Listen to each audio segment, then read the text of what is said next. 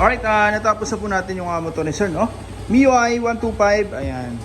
Okay, package siya, number 5 po ito, no? Ayan, check po natin yung hazard na kinabit natin. Ayan, dito, ito po yung hazard na automatic po, no? Okay, pagka nagsignal tayo kaliwa, pindot, kanan, pindot. Kung gusto natin ng hazard, ang gagawin natin, kaliwa, kanan. Okay, ganun lang po kasimple mga sir, no? Ayan. Hindi na po natin kailangan magpalit ng mga kono nung handlebar switch, no? Mas matibay pa po kasi ito mga sir. Hindi po tayo nagkakabit ng mga ibang aftermarket na mga switch, no? Hanggat maaari, pinopromote para natin yung stock switch. Okay, mas matibay po. Wala na po mas matibay po dito. Okay, may passing light na rin po yan. Ayan. Okay, demo natin, no? Sir, paupo ko na itong MDL. Ayan, passing light. You know, sa passing light mga sir, no, sumasabay po dito yung headlight.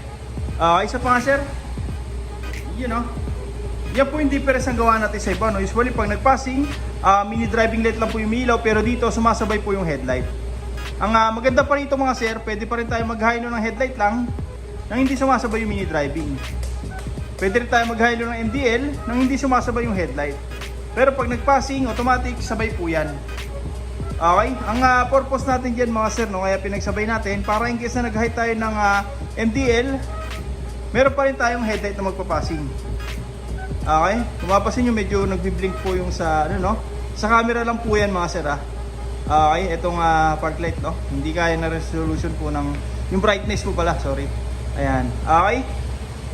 Sir, pa high no ng headlight, hindi po sumasabay yung MDL. Okay, high no ng MDL, hindi po sasabay yung headlight. Pero pag nag-passing, automatic, sabay po yung dalawa. Okay, ang purpose natin dyan mga sir, kaya pinagsabay po natin. Para nag-high tayo ng headlight, meron pa rin MDL na magpapassing. Okay, for example, yung MDL naman yung naka-high, meron namang headlight na papalit for passing. Okay, ayan. Sir, pa off naman lahat. Tapos sa busina, stock horn, wala pong blinker yan mga sir. Para pag nagpa-register tayo, wala po tayo magiging violation, no? Sir, pa-activate naman ang loud horn. You know, sa loud horn, doon na po ilaw yung MDL plus headlight. Sa pa nga sir, okay. Dito mga sir, hindi lang po basta loud horn, no? Nag-install din tayo ng rapid horn. Long press lang po natin yung horn switch, yung busina natin, magsusunod-sunod na po yan. Okay. Sir, pa-on mo ng MDL mo. You know, tapos pahay ng headlight. Okay. Ayun, naka-on na po lahat, no? Tapos busina. Meron pa rin tayong horn passing, no? Okay, rapid horn. Okay, sir, pop naman lahat. Ayan, tapos sa busina, meron pa rin po yan. Okay, kahit nakapatay, nakabukas, meron pa rin tayong horn passing. Okay, passing light sir. You know, check natin yung mga switch, no? Okay, ito po yung ginawa nating MDL, nakamount po na maayos yung mga sir sa mismong bakal po, no? Okay, para matibay, hindi po maalog. Passing switch, ayan. Ayun, no? Kung mapapansin yung mga sir, serye natin, no? Maliwanag pero yung MDL kitang-kita na po. Lalo po ito sa dilim mga sir. Dahil pa po nito yung mga 60 watts na mini driving, no? Okay. Ayan. Subok na po namin yan. Ito naman po yung stock horn, loud horn, rapid horn, you know, passing light, headlight high and low, MDL high and low, tapos passing light. Ayan. Separately pa rin po sila ng mga switch, no? Okay, hazard. Ayan. You know. A few moments ago. Alright, MIUI 125, you know, sila sir. Sir, tagasan pa po kayo sir? Ay, malapit lang. Okay, Piatas, no? Bali, dito, nagpa-install po sila Pops ng all-in package 5 natin, no? Which is PIA horn, mini driving, combo lights, horn passing, horn switching, rapid horn. Ayan, tapos nag-additional po ng auto hazard sila sir, no? Using stock switch po yan. Okay, bali dito mga sir, nailatag na po natin lahat ng mga electrical wire na gagamitin.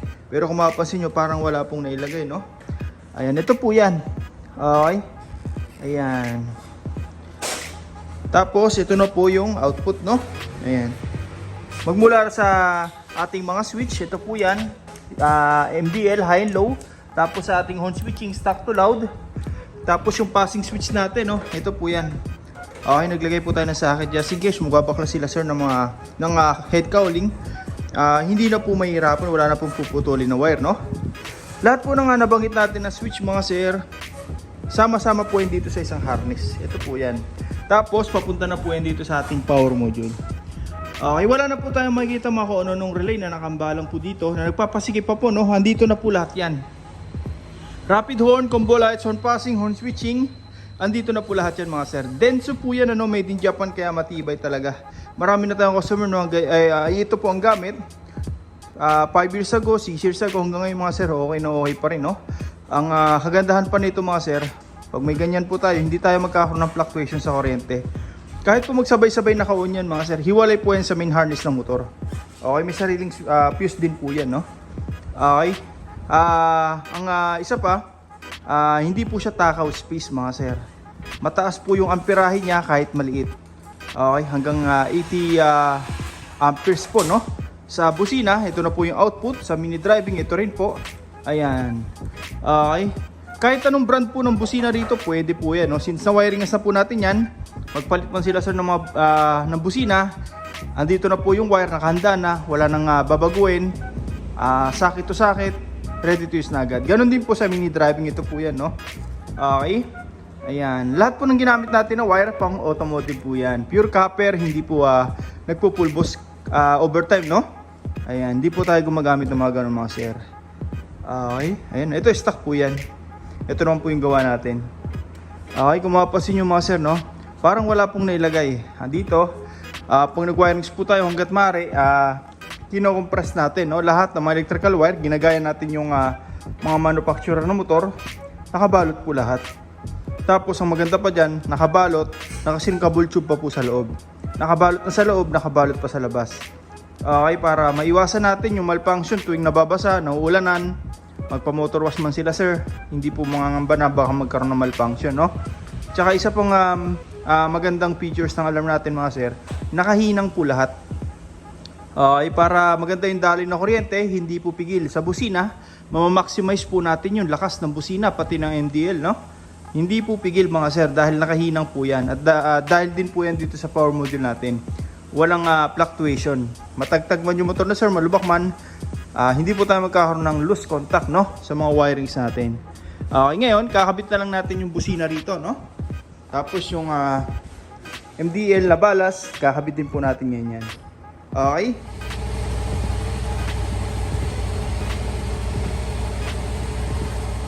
Sa mga gusto pong pagawa, no, punta lang po kayo dito sa shop. First come, first serve po tayo. Maraming salamat po.